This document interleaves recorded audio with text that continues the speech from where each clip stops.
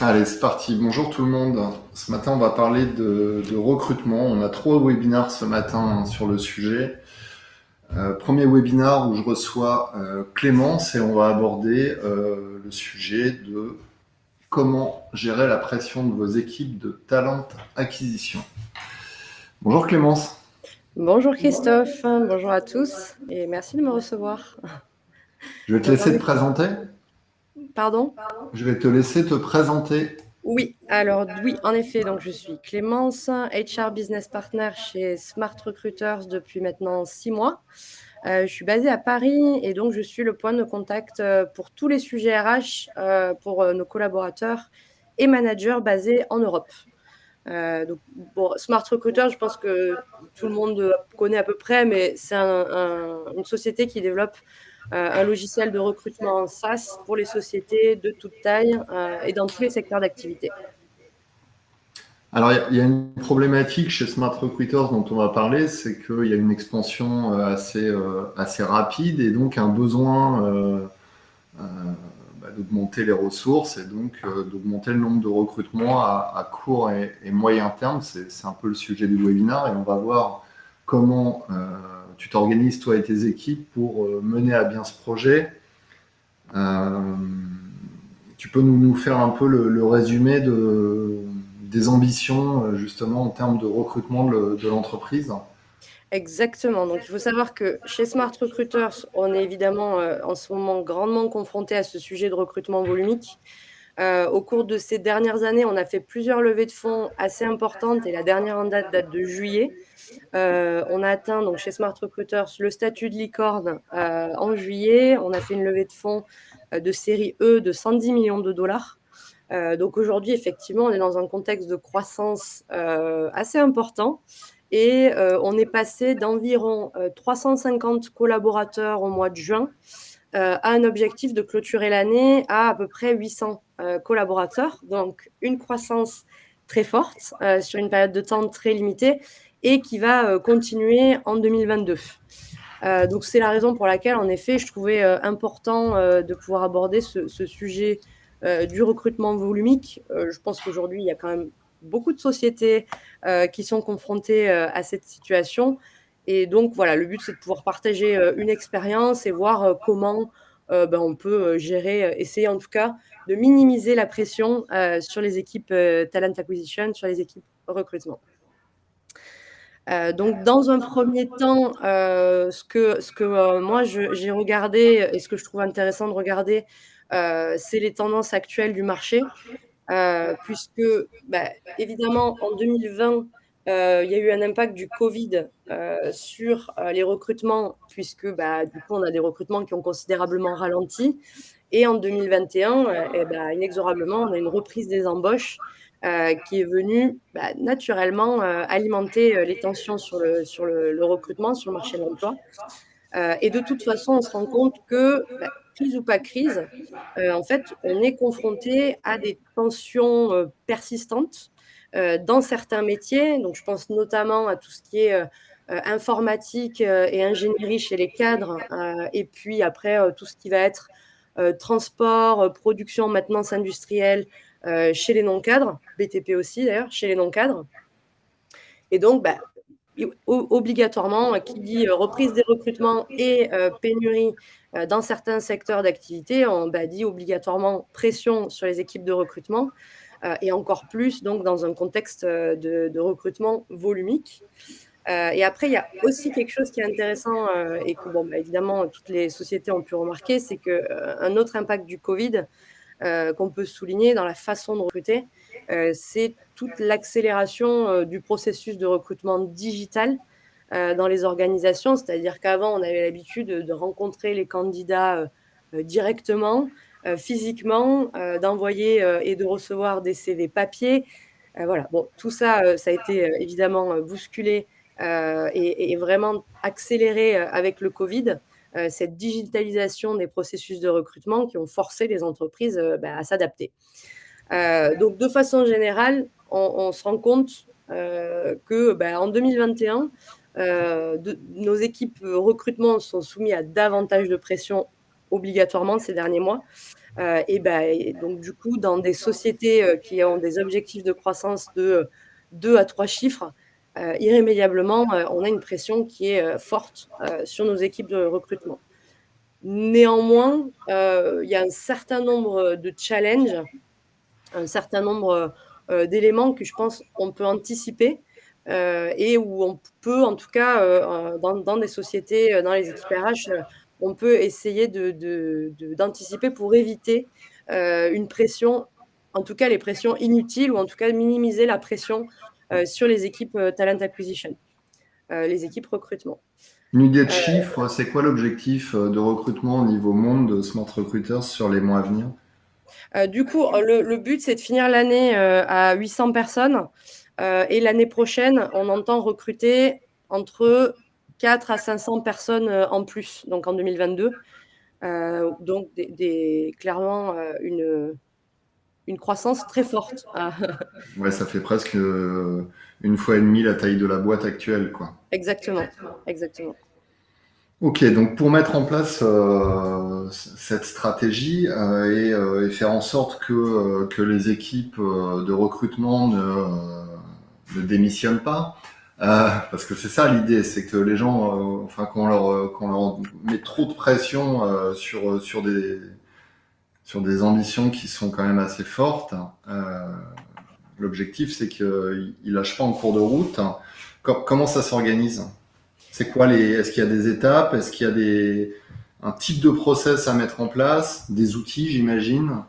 Exactement. Donc, après, de mon point de vue, la première chose qui est vraiment cruciale, qui paraît bateau, mais que je pense qu'on a tendance à oublier ou en tout cas à négliger parfois dans un contexte où ça grossit vite, c'est d'établir un processus de recrutement solide et de construire un plan de recrutement qui en découlera. Et ce plan de recrutement, il doit absolument être fait, être solide en amont de tout recrutement.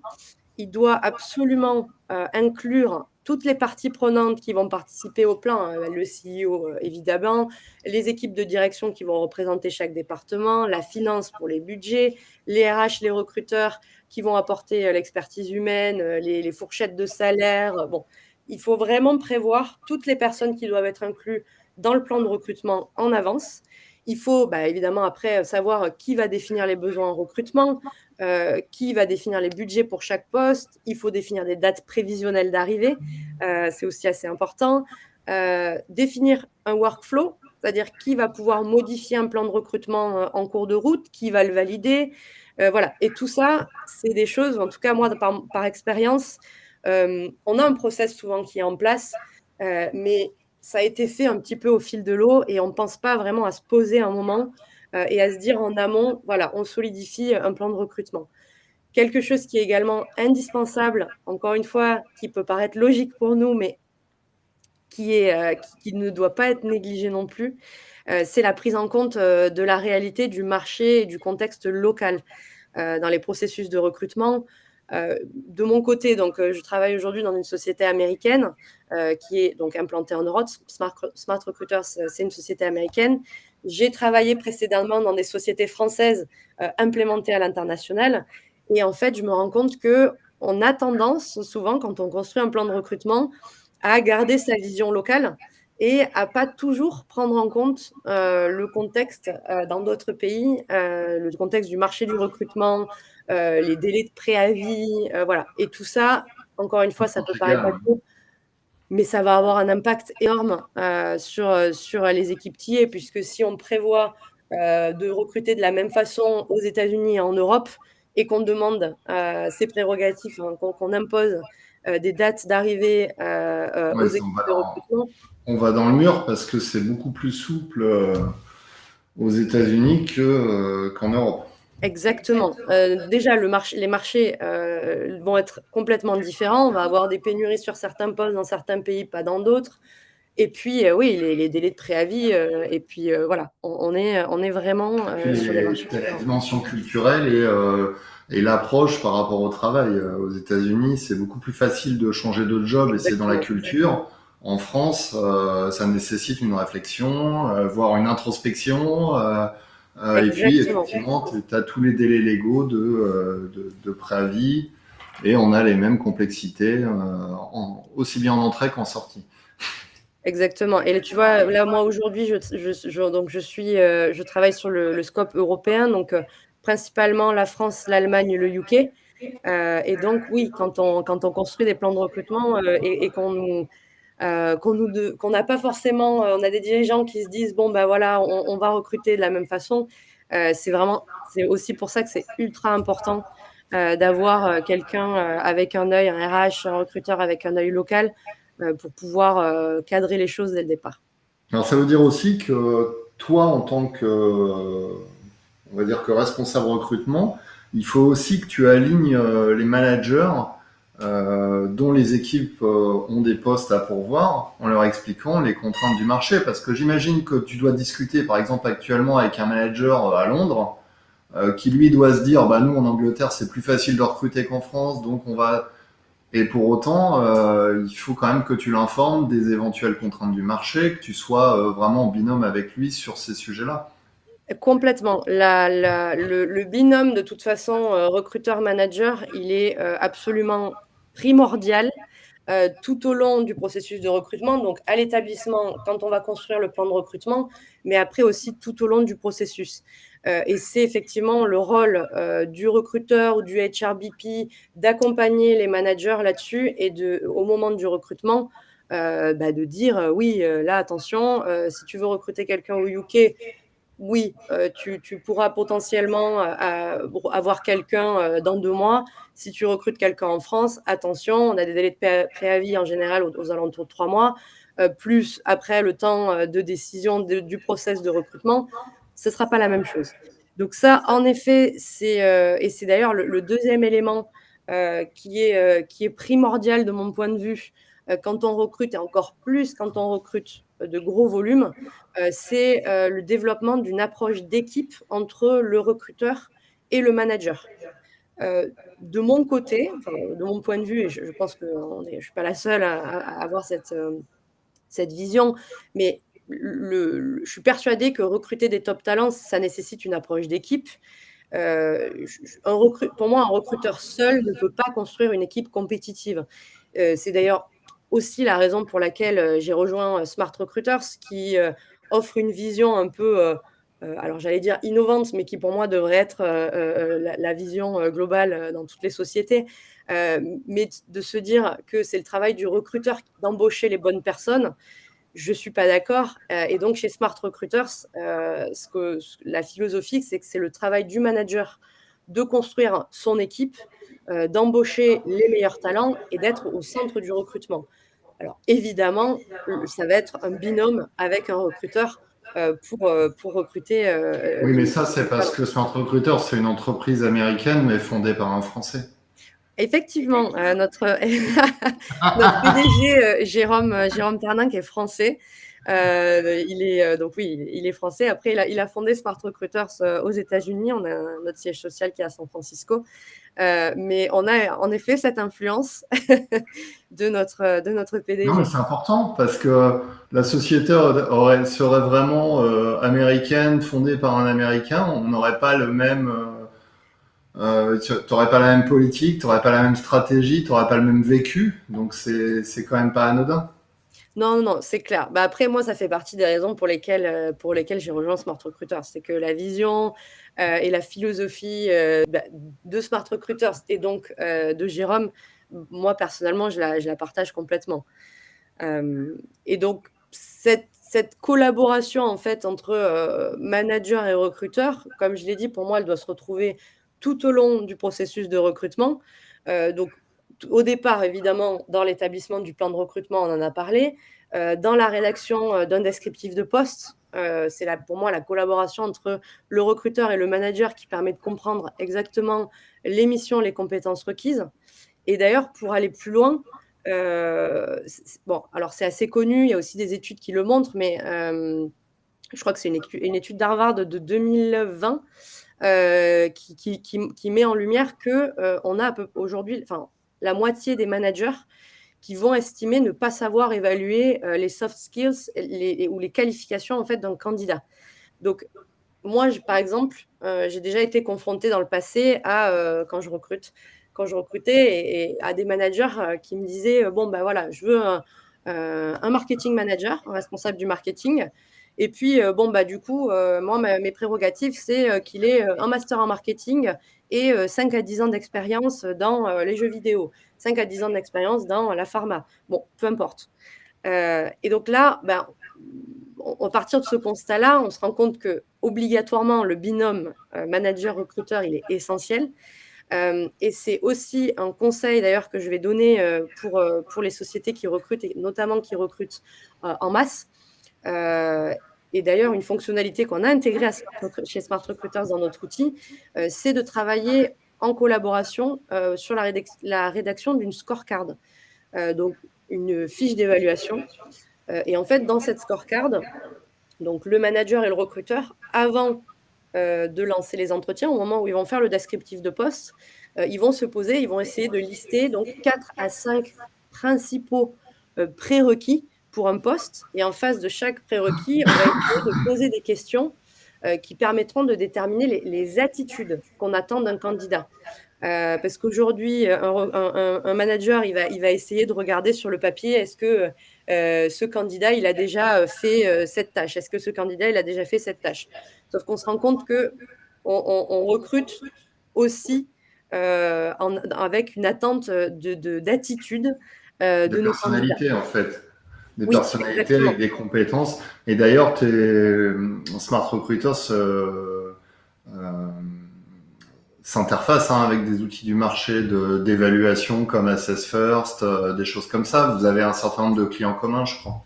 Exactement, oui. Et c'est d'ailleurs aussi un élément qui est indispensable pour moi pour bah, pouvoir recruter de façon volumique. Et j'allais y venir, c'est qu'il faut qu'on utilise un outil de recrutement performant, absolument. Aujourd'hui, on se rend compte que il y a certaines sociétés dans un contexte de recrutement volumique qui vont avoir des plans de recrutement à 4 chiffres, qui vont recevoir des centaines de milliers de candidatures par an. Chacune des candidatures vont devoir être traitées, évaluées. Chacune des candidatures, on va devoir recevoir une réponse. On a des dizaines de milliers de candidats qui vont devoir être conviés à des entretiens, des milliers qui vont devoir recevoir des offres. Donc, dans ce contexte, en effet, l'utilisation d'un outil de recrutement performant va être cruciale. Et donc, comme tu l'as dit, de mon point de vue, et donc une des fonctionnalités qu'offre Smart Recruiters, c'est de pouvoir interfacer un outil avec d'autres soit sites internet de recrutement, je pense à des sites comme l'APEC, comme le Pôle emploi, comme d'autres sites locaux. Ouais, pour faire de la multidiffusion. Pardon? Pour faire de la multidiffusion. Exactement. Soit après d'autres sites, par exemple aux États-Unis, des sites de vérification d'antécédents. Voilà, c'est absolument, pour moi, c'est une prérogative quand on choisit un outil pour recruter, c'est de pouvoir être sûr que ça va s'interfacer et que ça va communiquer avec d'autres outils ou d'autres sites internet. Alors, l'outil va accompagner le process, il va permettre d'enregistrer l'annonce. Il y a quoi? Il y a un circuit de validation interne avec le manager. Comment ça se passe? Explique-nous une Exactement. campagne. Si, admettons, je sais pas, demain, tu as un ingénieur commercial à recruter en Allemagne. Oui. Comment ça se caractérise dans l'outil? C'est quoi la campagne de bout en bout? À Alors, quoi sert l'outil? dans l'outil, c'est d'abord, tu as ton manager et ton recruteur donc, qui travaillent sur le descriptif de poste sur une scorecard. Dans l'outil, ensuite, c'est le recruteur qui va publier une offre. Tu as un processus donc, qui va identifier ce qu'on appelle chez nous la hiring team, donc en gros l'équipe de recrutement, donc avec le manager responsable du recrutement, le recruteur, et après une ou deux personnes supplémentaires qui vont aussi interviewer et évaluer les candidats. Donc cette hiring team, en fait, elle est construite entre manager et recruteur. Et donc, une fois que l'offre a été publiée par le recruteur, le manager va valider la publication de l'offre Et ensuite, donc, la hiring team va avoir accès à donc évidemment à l'offre, aux candidatures reçues. Notre outil, et je pense que c'est absolument indispensable de choisir de façon générale un outil où il est possible pour le manager d'accéder aux candidatures, de pouvoir laisser des feedbacks, d'accéder aux feedbacks de ses équipes. Et donc, comme je l'ai dit, nous, on a intégré dans notre outil la scorecard. Donc, en fait, ça veut dire qu'à chaque fois que on reçoit des candidatures, le recruteur, le manager va les traiter, va les faire passer au stade de revue de CV et donc d'entretien. On a une fonctionnalité donc chez Smart Recruiters, encore une fois, mais qui soulage énormément nos équipes de recrutement, qui est de l'auto. En fait, les candidats peuvent choisir la date et l'heure de leur entretien grâce à notre outil qui va s'interfacer avec les agendas de nos recruteurs et de nos managers. C'est-à-dire que le recruteur, le manager va choisir des plages horaires sur lesquelles il peut être disponible pour faire des entretiens. Et c'est directement le candidat qui va recevoir un email pour le convier à un entretien, qui va choisir l'heure et la date à laquelle il souhaite faire son entretien. C'est très américain, ça. Hein. Très américain et en même temps, gain de temps énorme pour nos équipes de recrutement. Et d'un point de vue culturel, ça pose pas de problème aux équipes, par exemple en France, de se voir imposer des agendas comme ça, sans Alors non, avoir de contrôle dessus? pas forcément. En fait, c'est la personne qui va devoir interviewer donc un candidat, qui va dans l'outil et qui dit, bah voilà, par exemple, Voilà, j'ai des mardi plages prochain, disponibles. dans la matinée, voilà. Et si entre-temps, ils ont un meeting qui se greffe avant que le candidat ait choisi cet horaire-là, bah, du coup, quand le candidat verra la plage horaire, il verra que c'est occupé, il ne pourra pas réserver. Donc, c'est pour ça que je dis que c'est important que ça s'interface. Ça fait gagner du temps et en même temps, ça enlève une partie du travail de nos recruteurs Oui. qui n'apportent pas franchement grand-chose aux C'est candidats. Le hyper fait d'appeler, chronophage d'envoyer un mail ou de prendre son téléphone pour dire rendez-vous à telle heure, voilà. non, oui, laisser un message. Tu perds beaucoup de temps et effectivement, ça dédie quasiment une ressource à faire ça, quoi. Exactement. Donc ça, nous, par exemple, c'est quelque chose, on n'a pas aujourd'hui quelqu'un qui s'occupe essentiellement d'organiser des entretiens. D'accord. Voilà. Donc ça fait quand même gagner du temps. Ça enlève aussi une partie des tensions sur les Ouais. équipiers puisque gain de temps. Donc ouais. Donc voilà. De toute façon, on va pas se le cacher. La majeure partie du temps, les tensions proviennent d'un surplus d'administratif, en fait. Exactement. Clairement. Parce qu'un recruteur qui va avoir trop d'entretiens, à la limite, il est content parce qu'il se dit voilà, si plus je vais avoir d'entretiens, plus je vais trouver mon bonheur. Mais si en plus il doit gérer des tris de candidature, des prises de rendez-vous, des relances du manager, etc., c'est là où ça devient compliqué à gérer. Exactement. Et d'ailleurs, tu parlais de tri des candidatures. Un élément qui est aussi important pour moi quand on choisit un outil de recrutement et quand on recrute de façon volumique, ça va être de pouvoir avoir un outil qui va incorporer de l'intelligence artificielle, enfin de l'intelligence intégrée, de l'intelligence artificielle, de l'apprentissage automatique et qui va permettre de faciliter le traitement de milliers de candidatures. Ouais. Encore une fois, dans un contexte de recrutement volumique, je le vois, nous, avec notre outil chez Smart Recruiters, mais on a de l'intelligence artificielle qui va venir en fonction de nos mots-clés, par exemple, dans nos descriptifs de poste et en fonction d'un certain nombre de critères qu'on peut rajouter, qui va venir calculer un pourcentage de fit, un pourcentage de match entre les personnes, les candidats qu'on reçoit et le poste qu'on a pour voir. Ça ne veut pas dire qu'on ne regarde pas les CV de tout le monde, mais ça permet franchement de faire un premier tri qui va aussi soulager les équipes recrutement. Donc ça, pour moi, c'est aussi important dans notre outil. Et la dernière chose qu'on oublie aussi souvent, c'est que pour moi, un outil performant doit aussi permettre de gérer la mobilité interne. On l'oublie souvent quand on recrute de façon volumique, mais on a des candidats en interne et c'est absolument essentiel de pouvoir aussi savoir qui de nos employés, qui de nos collaborateurs a des envies d'évolution, qui pourrait potentiellement se positionner sur des offres qu'on publie. On a dans certains pays, donc notamment en France, mais des obligations légales qui nous obligent et qui, en tout cas, nous font qu'on doit proposer nos postes en priorité à nos employés déjà présents dans la société. Donc voilà. Et ça m'amène au dernier point où il est aussi indispensable d'avoir un outil qui soit utilisable globalement quand on est international ou peu importe, mais qui soit utilisable dans différents pays et qui respecte les législations locales et donc notamment en termes de protection de données. Donc ça, c'est à peu près pour moi, pour avoir un outil performant, c'est les éléments qui pour moi sont indispensables pour pouvoir recruter et notamment pour pouvoir recruter de façon volumique.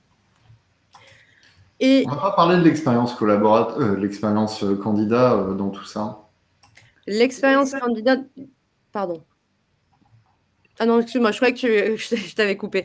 L'expérience candidat dans tout ça, donc encore une fois, nous, chez Smart Recruiter, c'est au cœur de notre société, au cœur de nos problématiques. Et l'utilisation donc d'un outil performant aussi a un impact sur l'expérience collaborateur. Comme je l'ai dit, notamment cette fonctionnalité pour un candidat de pouvoir choisir son entretien directement, ça ne lui fait pas perdre de temps par téléphone. On essaie en fait d'automatiser au maximum les tâches qui n'ont pas vraiment de valeur ajoutée ni pour les recruteurs ni pour les candidats. Ça va être plaisant des deux côtés.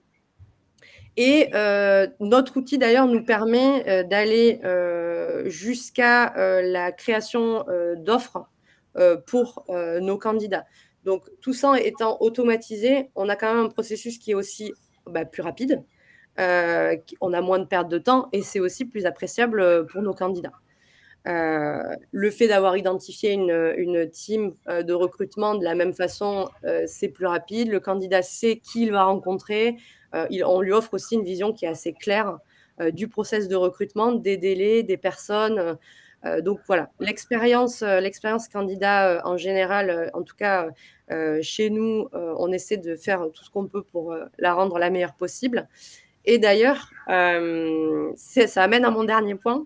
Le fait que on va, je trouve, l'utilisation en fait la mesure de bons indicateurs de la performance du recrutement est aussi très importante pour minimiser la pression sur les équipes recrutement.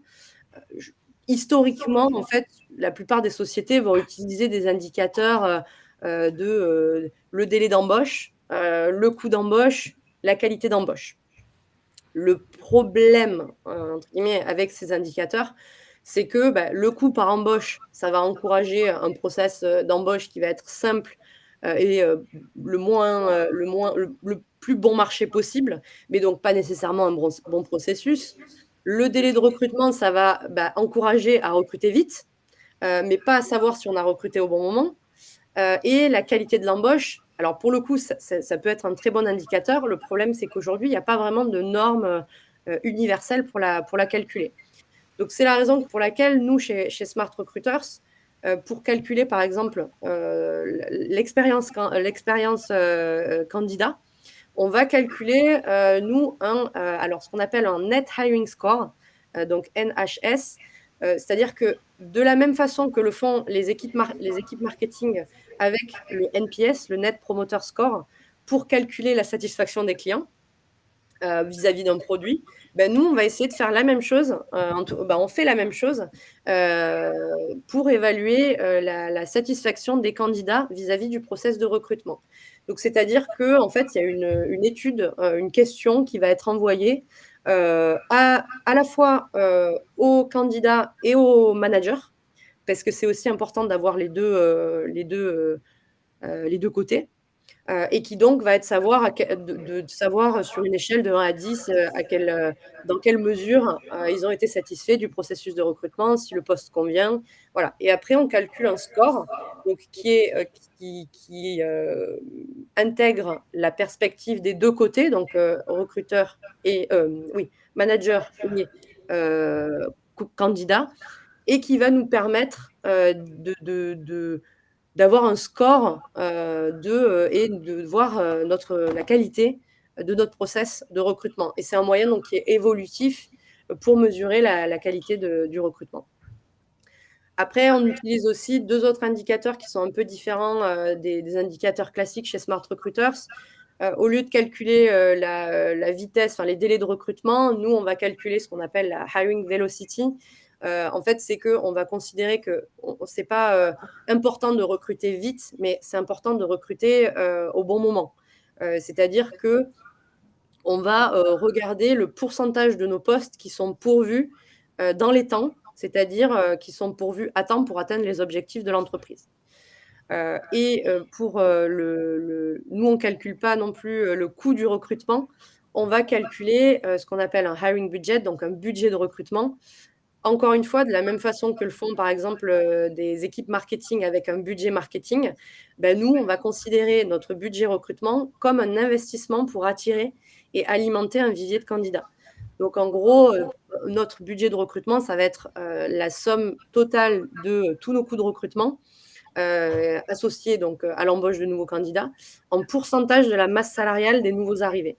Donc, c'est un peu différent de ce qu'on peut voir ailleurs, mais en même temps, ça va établir le rapport entre coût de recrutement et valeur, enfin, masse salariale des Les nouveaux retours sur emplois. investissement, en fait. Hein. Exactement Retour comme le sur coût investissement de ton d'acquisition d'un client. recrutement. Exactement. Donc, en fait, il y a beaucoup de similitudes, en fait, on fait beaucoup de similitudes entre le rôle de manager et des équipes marketing. Et d'ailleurs, c'est la vision aussi de notre PDG, de se dire qu'un manager, c'est en fait un sales. Quand on fait un parallèle, un manager, ça va être un sales et le recruteur, ça va être le marketeur. Et donc, tout ça, ça fait partie de la vision de notre PDG. Et donc, voilà. Donc, pour toutes ces raisons, pour moi, avoir un processus de recrutement solide, un plan de recrutement qui s'appuie sur la participation de différentes parties prenantes stratégiques, la prise en compte des marchés locaux dans la construction du plan, une approche d'équipe, manager, recruteur, tout au long du processus de recrutement, un outil de recrutement performant qui va aussi permettre cette collaboration manager-recruteur et la mesure de bons indicateurs de la performance des recrutements. Voilà, pour moi, tout ça, ces éléments sont indispensables et vont permettre, de mon point de vue, de limiter les pressions sur les équipes TA. En tout cas, c'est les choses qu'on met en place chez Smart Recruiters ou que j'ai pu voir précédemment et qui font qu'aujourd'hui, en tout cas, à date, on est plutôt pas mal sur les recrutements et la fidélisation de nos équipes. Super. Alors, si vous voulez en savoir plus, on organise le 9 décembre une matinale qui sera dédiée au recrutement, où Eric de Smart Recruiter viendra prendre la parole, notamment pour expliquer et donner des tips sur la façon de mener à bien et efficacement sa stratégie de recrutement et deux, la mise en place d'un processus opérationnel. Et puis à cette occasion, on aura des témoignages, notamment Kiabi viendra expliquer sa stratégie de recrutement. C'est super, Clémence. On est bien, hein? Écoute, j'espère. Ça me paraît bien. Est-ce qu'on a des questions? Alors souvent, à 9h, on a moins de questions. Les gens sont peut-être un peu moins réveillés. Non, mais je pense que c'était très clair. Je vous ai mis dans le chat, je vais vous le remettre, le lien vers le site de Smart Recruiters. Si vous voulez... C'est pas celui-là. Hop. Voilà.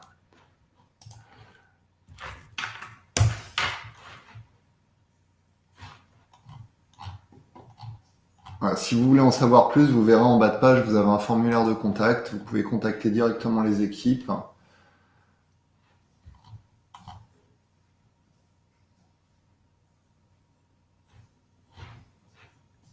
Bah, écoute, c'est parfait, Clémence. Je te remercie beaucoup d'avoir été avec nous ce matin. Mais merci beaucoup pour l'invitation. Et ce webinaire, vous pourrez le retrouver en début de semaine en replay sur MyRHline. Merci. Merci Bonne Christophe. journée. Bonne journée. Merci. Bonne journée.